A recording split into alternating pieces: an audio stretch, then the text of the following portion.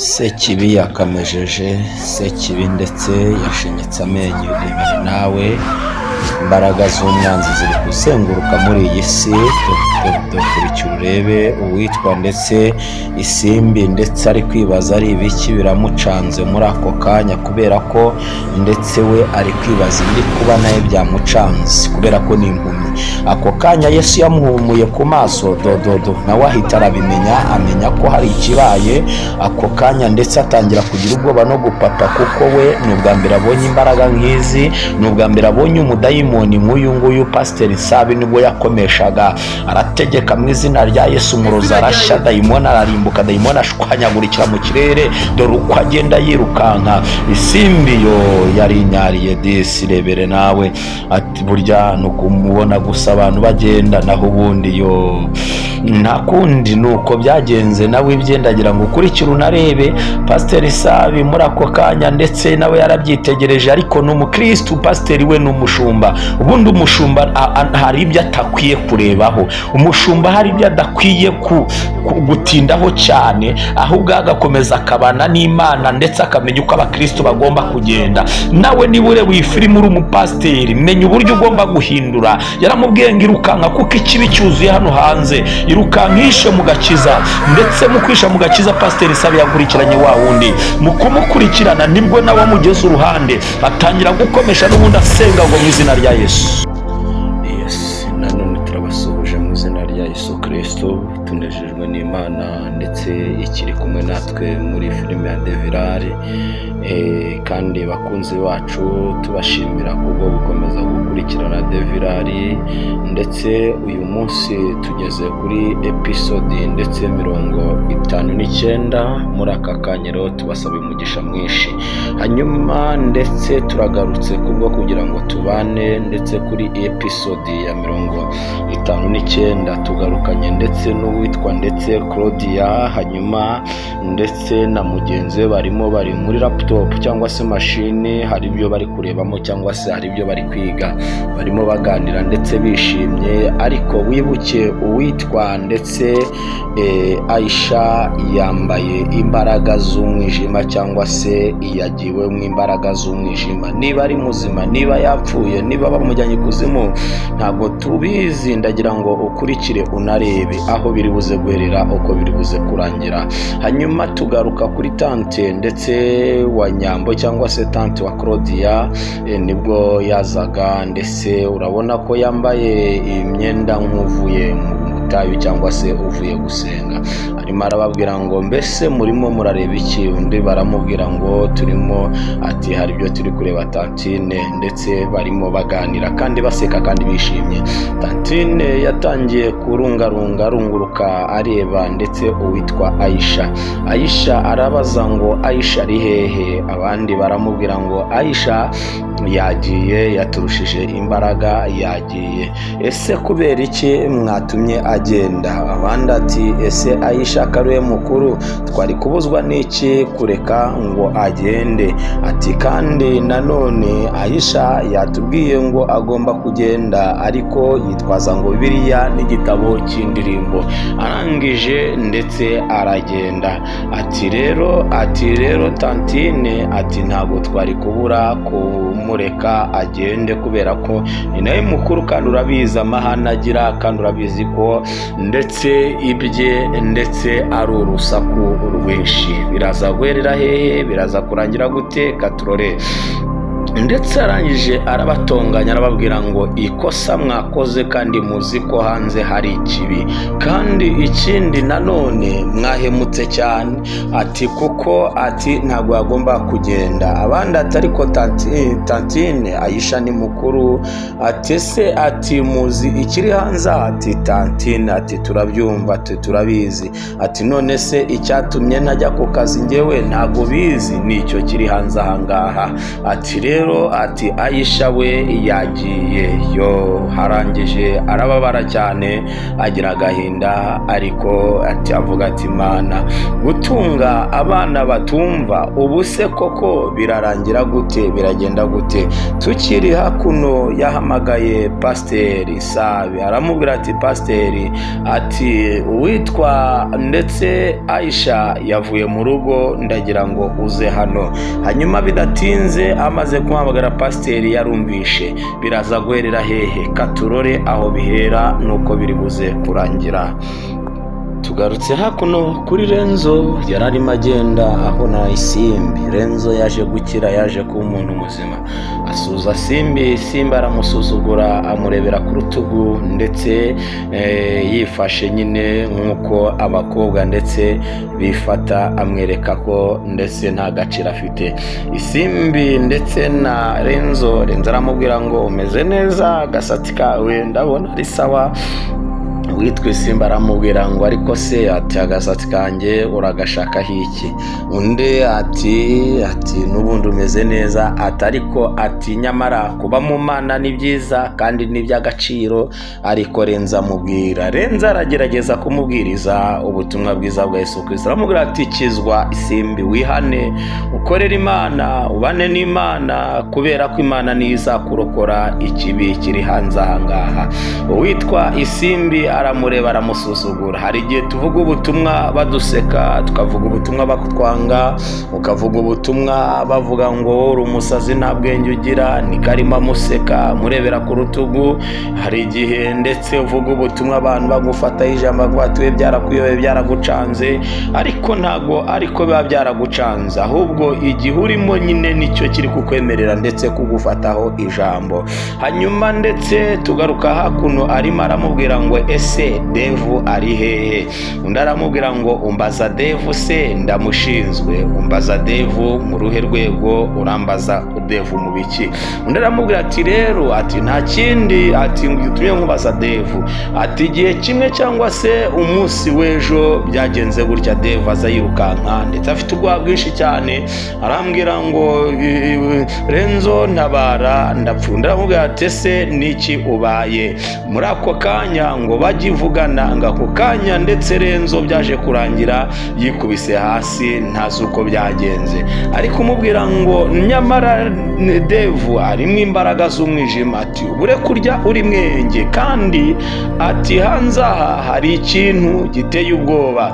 Witwa Simbi ndetse birangije ndetse aravuga ati ariko uri umusazi, ati nibiki? Aramubwira ati pe, ati bimeze nabi. Witwa Simbi nyamara ubwoba buramutaha, ariko ubwoba kumutaha ntabwo ndetse yatinze, yasezeye Renzo, arangije arihuta cyane aragenda. Hanyuma mu kugenda witwa ndetse Isimbi, hanyuma Renzo nawe yarakomeje avuga ati nyamara, ati ibyo wigira byose, uko wigira kose, umenye ko hanze aha ngaha hari ikibi, kandi iki kibi cyuzuye ndetse umwijima mwinshi, kirarya ndetse kandi nta n'ikintu gisigaza. Ati rero nutisha mu Mana no gusenga, ati nyamara bizarangira nawe kikugiyemo. Renzo yarikomereje arigendera, ndetse Simbi nawe arigendera. Nuko ndetse Isimbi yahingutse iyo agenda arenga, Renzo nawe ahindukira amubwira ngo birakureba, nyamara umenye ko nawe ari ikibi kizagukurikirana. Katurore. Tugaruka hakuno kuri teta wacu rya dayimoni, ndagira ngo ukurikire unarebe. Wibuke teta yarakonje kubera yuko ndetse imbaraga ze ntikizikiza kubera uwitwa Miki. Hanyuma Miki ese ni muntu ki? Miki ni bwoko ki? Miki ninde? Ndagira ngo ukurikire unarebe niziye mbaraga afite. Teta byaramucanze, byaramuyobeye, asigaye aca bugufi imbere ndetse y'uwitwa ndetse Nzayino abamuganira aramuganiriza amubwira ati ariko ati nyamara ati ni ibibazo, ati waretse, ati ukamwereka uwo mugabo we witwa Teta, akavuga ati ariko ati ubundi wandyarya we, kubera iki ukomeza uncanga, tuva hari ukajyara, ati buriya we warancanze rero. Nzayina ati ariko se ni ibiki nagucanze gute mabuja, ati ko ngenda umwana mwiza, ati kandi ati nabonye uriya nta kintu kimuvaho, ndahije ndavuga ati reka nkomeze ndetse nibanire nawe, ati kandi urabizi ko nkunda amafaranga ga, ndagira ngo ukurikire unarebe, ati rero ati nanjye ati niyo mpamvu ntakuvaho, atarega uri n'umwana mwiza. Nikari kubwira dayimoni iraho ngaho yaratuje kubera gukonja, ariko umunsi yabonye imbaraga iyi dayimoni, ndakurahiye abantu bose bazajya hasi. Ndagira ngo ukurikire unarebe. Nzayina akomeza amagambo ye, aramubwira atarega icyo mpfa nawe nutugambo ugira. Teta yarashinyitse cyangwa se yagize ijinyori, hanyuma ariko birangira ndetse akomeje ndetse kuganira na Nzayino, babaha inshuti. Dayimoni yabaha inshuti n'umuntu w'umukristo. Biraza guherera he? Biraza kurangira gute? Wibuke Nzayino bagiye bamutega ndetse ibintu byinshi, Yesu akagenda amusimbutsa impfu nyinshi. Ese we biraza kurangira gute? Yaramubwiye ati rero ati nge sinarana hano na Miki, ati ndagiye, ati rero ati ngiye gushakaho biragatsindwe gusohoka mu nzu yawe ari iyawe, ya magambo yashize ivuga, kandi ya magambo yawe ndetse byarangiye ndetse Teta ashize ivuga. Naramubwira ati ariko umugabo yakaryamye kuki wamubeye? Undi aramubwira ati ntago aryamye, Nzayijya kureba. Nzayino nibwo yajyaga kureba, hanyuma mu kujya kureba ndetse Nzayino yagarutse avuga ati noneho wabera mabuja, ati mbonye aho uvugisha ukuri. Idayimoni ndetse ritangira ndetse kugira ijinyori. Biraza kugenda gute? Biraza kurangira gute? Kakurikira kandi wirebere aho biri buhere nuko biri burangire. Teta yasigaye ahagaze ndetse byamucanze, yibaza uko yabigenza, yibaza ndetse uko byagenda kugira ngo azamure Kiramani kuzimu. Kiramani yatambweho igitambo cyangwa se bamujyanye kuzimu. Wibuke ndetse n'uwitwa Nana nawe ari kuzimu. Ndetse biraza guherera hehe? Biraza kurangira gute? Ndagira ngo ukurikire unarebe uko biri burangire. Ndetse filime turayikomeje, uko muhanze amaso nanjye niko mpanze amaso, ariko kuva twagafashemo biraza gusobanuka. Kurikira kandi wirebere. Tugaruka kuno kuri Pasiteri Sahabi cyangwa se Profete Sahabi, niwe tugarutseho. Pasiteri Sahabi arimo aravuga kuri telefone, ari guhamagara, ashobora kuba ari kuvugana n'abakozi b'Imana bagenzi be ababaza amakuru yabo. Hanyuma mu kuba bari kuvugana kuri telefone ntabwo byatinze, ndetse yakomeje kuganira na bagenzi be ababwira ndetse ku mbaraga z'Imana. Birashoboka ko ari kuganira nabo babaza ati ese tuzongera gusengana ryari? Hanyuma tukiri aho ngaho ndetse aganira, isimbi ndetse yarahingutse atambuka. Hanyuma arangije asuza pasiteri, aramubwira ngo muraho pasita, undi aramubwira ngo muraho neza.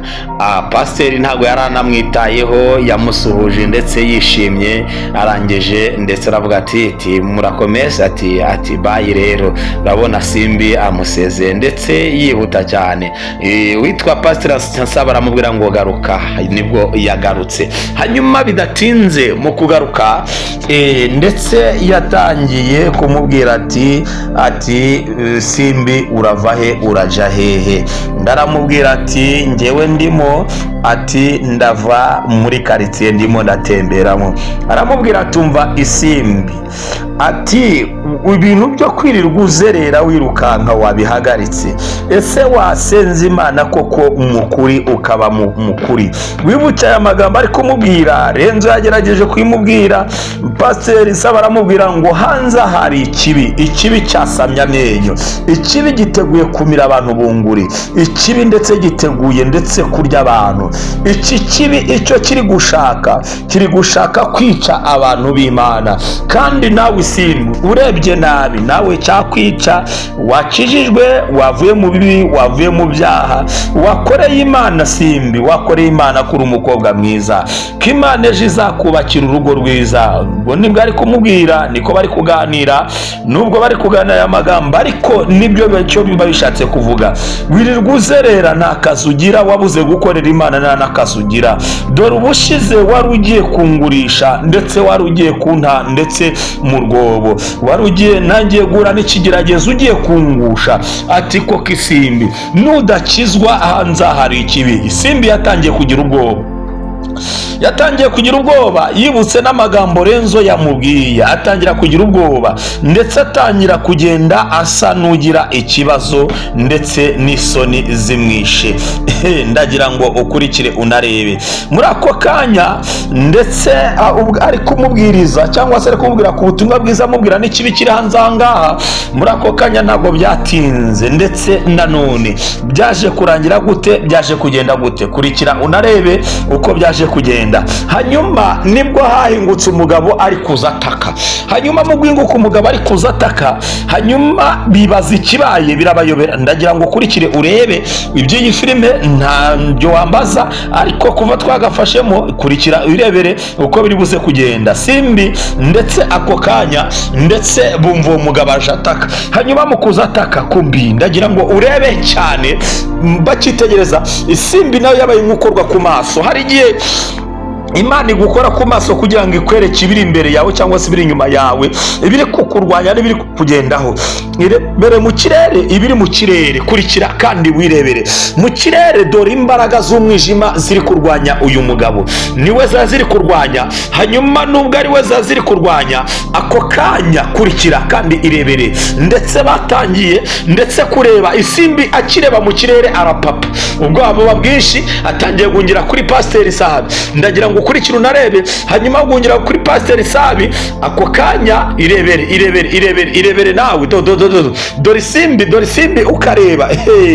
Pasiteri Sabi ntabwo yatindiganyije, ako kanya ahagaze mu butwara ahabwa n'Imana, ako kanya atora Bibiliya. hanyuma mu gutora Bible cyangwa Bibiliya, isimbi yarapapye, ubwoba buramwica, atangira kwibaza ndetse byinshi. muri ako kanya gupapa, Pasiteri Sabi ndetse ahagaze mu butware bw'Imana aravuga ngo mu izina rya Yesu ndagutegeka wakiriwe, ndagutegeka wa murozi we. ako kanya kigitegeka cyahise kirukanka mu butwara ahabwa n'Imana. isimbi dodododo yari inyariye yo. mbega ati burya ni kwa kundi kwiyemera gusa kw'abakobwa. ati nebira bimubayeho. ati rebere nawe. ndetse isimbi uko byaje kurangira. ndagira ngo ukurikire unarebe ubwoba gusa afite, ubwoba yari afite byabaye ngombwa kaninyarira kubera ubwoba. ndagira ngo ukurikire unarebe wa mukobwa w'ishongore ndetse umwe wiyemeraga kuri Renzo, dore ibimubayeho kubera ubwoba gusa. kurikira kandi wirebere. bidatinze yabwiye isimbi ati ngaho, ati rukanka hunga, ati kubera ko ikibi ndetse kiri hano hanze. simbi yagiye yirukanka, aramubwira ngo kandi uhingire mu gakiza, ndetse kandi ukorera Imana. mu nzu yamubwiraga ni mu gakiza agomba guhungira. Pasiteri Sabi yafashe inzira aragenda akurikirana ndetse wa musore ndetse ikibi ndetse cyari kirimo. hanyuma mu kumukurikirana yarihuse cyane, aravuga ngo reka ajye gutabara. tugaruka ku witwa ndetse Jojo araryamye arasinziriye. turebye neza Jojo arimo ararota, ariko ikigaragara cyo ntari kurota ibyiza, ahise yikanga. ako kanya mu kwikanga, hanyuma ndetse mugenzi we yaje amusanga aramubwira ngo Jojo bigenze gute, bibaye iki, niki ko mbona ndetse umeze nk'umuntu kubura umwuka, ufite ubwoba. Jojo niki kiguteye, ese bigenze gute? ndagira ngo ukurikire unarebe. undi ndetse mu gihe ari kumubaza ngo niki, yaje kumwicara uruhande aramubwira ngo nge narose inzozi. kagira inkuru rero, warose inzozi gute, byagenze gute? ati narose ndetse uwitwa Nana ndetse arimo amamagara, ndetse afite umujinya, afite inkota cyangwa se afite icyuma, arimo ambwira ngo ni njyewe watumye ibi byose ari gucamo bimubaho. ati ndetse inkota yaragiye kuyintera. ati kandi kandi ndetse uwitwa Nana ati ndetse nuko yambwiye ati n'ubu ndacyabibona, ati n'ubu ndacyabona ndetse ari kuntera inkota, ati niki cyabaye kuri Nana, ati Nana byamugendeye gute, ati mbega agahinda, atangira kugira agahinda n'umubabaro ndetse n'ubwoba bwinshi, ati kubitewe n'inzozi yarose, ati kubera ko izi nzozi ndetse zambwiye ko ati ndetse uwitwa Nana ndetse ari mu buzima butoroshye cyangwa se ari mu bibazo, ari mu ntambara. Nuko bigenda, ati ese biraza kugenda gute? Reka mbabwire, iyo ukoreye Imana, gukorera Imana ni byiza, gukorera Imana ni by'agaciro, gukorera Imana ubasha ndetse kumenya byinshi. Yagize iyerekwa, wibuke abantu berekwa gutandukanye, uyu nguyu yagize iyerekwa, hanyuma iyerekwa yagize iyerekwa ndetse rijyanye n'ubuzima ndetse Nana arimo, ntabwo yabashije gusobanukirwa kubera yuko ndetse nubwo akijijwe ariko hari ibyo atabashije gusobanukirwa. Nyamara niyerekwa Imana yarimuhaye rimubwira ngo Nana ari mu byago, kuko Nana yajyanye ikuzimu yaratambwe. Nana ndetse baramushitse bamujyana ikuzimu, nizo nzozi Imana yashaka kumwereka. Bidatinze ndetse yakomeje kugira ubwoba, byakomeje kumucanga ndetse akomeza yibaza byinshi biramuyobera. Hanyuma nanone ndetse tugaruka hakuno nanone bidatinze, wibuke ndetse aho ndetse twari tubaye ndetse nk'abahagarariye gatoya ndetse uwitwa Pasiteri Sabiyari Lucas. Hanyuma mu kwirukanka nibwo yagendaga agera imbere nanone ya wa mugabo idayimoni cyangwa se dayimoni arashaka kumwinjiramo.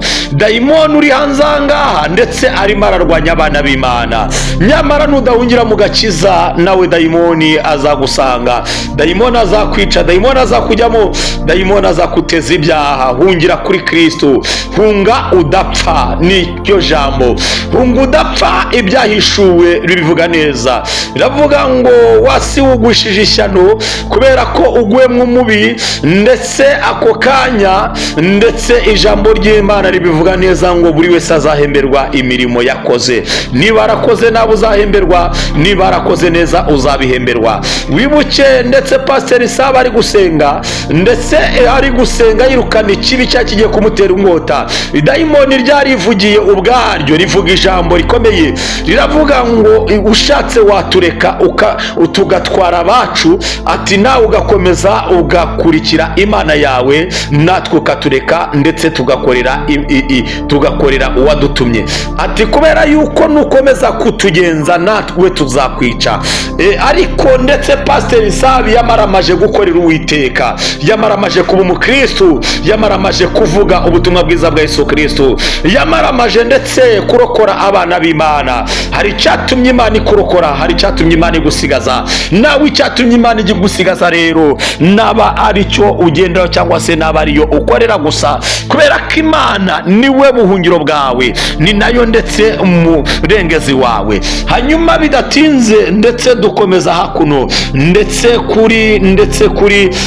wa mugabo uri kwirukanka tutamenye ninde, ndetse afite ubwoba bwinshi muri ako kanya kumbi dayimoni ndetse yaraje nanone. Kurikira unarebe iyi dayimoni icyo ishaka, irashaka kujya muri uyu mugabo. Wibuke ndetse dore abagabo disi nawe yagize ubwoba. Kurikira unarebe, kurikira kandi wirebere. Hari abantu ndetse bagira ubwoba kubera abonye imbaraga z'umwijima, kuko hari abantu benshi baterwa n'imbaraga za Satani. Ese biraza guherera hehe? Biraza kurangira gute? Pasiteri yatunze Bibiliya, hanyuma mu gutunga Bibiliya muri ako kanya yaravuze ngo mu izina rya Yesu Kristo, atangira gusenga Imana, atangira guhamagara Imana, atangira guhamagara imbaraga z'ijuru, avuga ngo wakibiwe va mu isi, wakibiva mu isi, wakibiwe va mu isi. Atangira gusenga asenya ngo nicyo ushaka ku bana b'Imana, atangira gutwika, atangira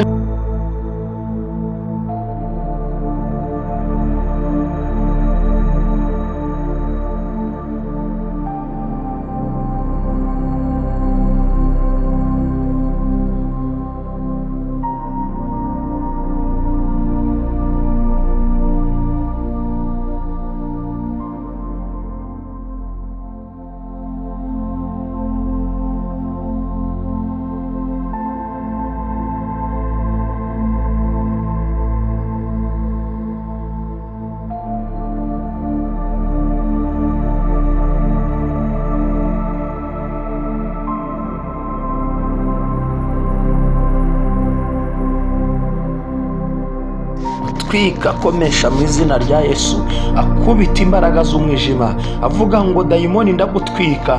Nibwo yakomeje gusenga ahamagara Imana, ahamagara imbaraga z'ijuru. Dore imbaraga z'ijuru aho zitsindira umwanzi. Yarasenze ndetse aravuga ngo mwami Yesu kuri kibi mu isi, akubita dayimoni ndetse arashya. Kandi murakoze naho ubutaha. Shalom.